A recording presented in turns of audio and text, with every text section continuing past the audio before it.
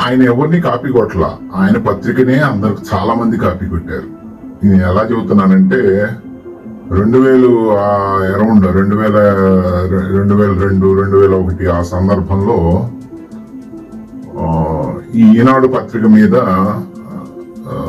ఇది ఈ రోజు సాయంత్రం అప్డేట్ అయ్యింది అనుకోండి. ఈ అప్డేట్ అయిన వెంటనే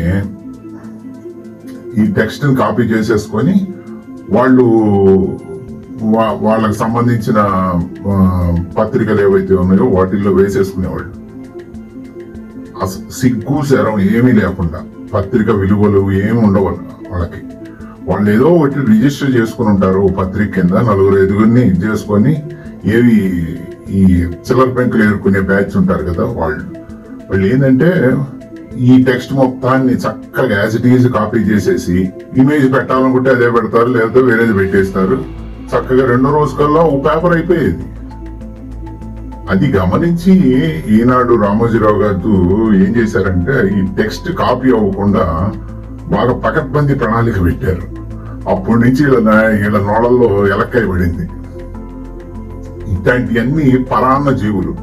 ఈనాడు అనేది ఒక నిఘంటువు. జర్నలిజంకి ఈనాడు అనేది ఒక నిఘంటువు లాంటిది.